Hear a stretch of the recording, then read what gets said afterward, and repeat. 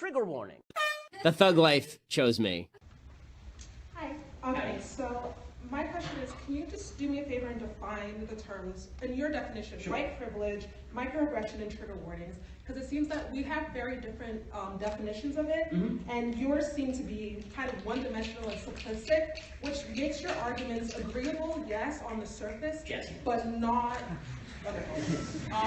agreeable on the surface, yes, but not really anything more than basic. Okay. Well, since you're already critiquing them, why don't you give me your definition? We can discuss that. That seems more productive. No, actually I just want to hear yours because that's how your whole, I want to know what your argument is based upon, and your definitions are what matters here, not mine, so please continue. Okay, so I'll give mine and then we can trade if you want. We can have a whole discussion, it'd be awesome. So my definition of white privilege is that America was founded on racism, and that it is inherent in the Constitution of the United States and our legal system, and it is unremovable from the United States and our legal system. It is bound up in our economics, it's bound up in our intellectual system, it's bound up in all of the institutions that surround us.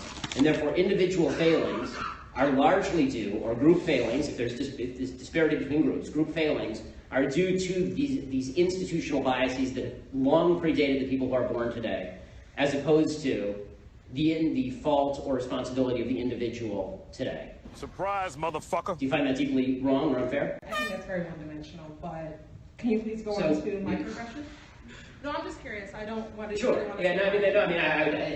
You can label it whatever you want. I was hoping to get your definition also, so we can actually come to consensus if we could. I mean, that'd be more interesting to me. But if you want me just to define things, okay, dictionary time. Okay. So microaggressions, according to Jonathan Haidt and Greg Lukianoff in The Atlantic, are largely defined as implicit statements that we make that offend other people without even knowing it. And they're based subjectively. They're not based objectively. So I can say something to you, like if I ask you where you're from, right? You can take that as a microaggression, particularly if you're from a foreign country, because you may be thinking that I'm thinking that you are a foreigner, for example. And to me, subjectivity in interpretation is significantly less important or decent for a society in which we actually have to talk to each other than objective meanings of words and statements. Personally, I do agree with that definition to an extent. The comment that you made about having microaggressions allow someone to put their hands on them or allow someone to act negatively or aggressively or physically, I do disagree with that because I think that's taking a jump away from what microaggressions actually mean. So then what are microaggressions? So instead, why don't you just say, that offends me?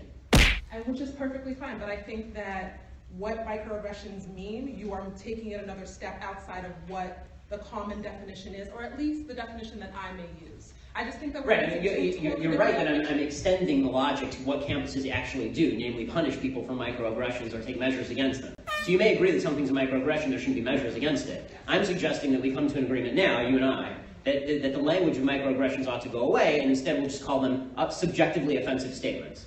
Because that's more accurate. Microaggression implies there's something objectively aggressive about what I am saying to you if I say something to you that you don't like.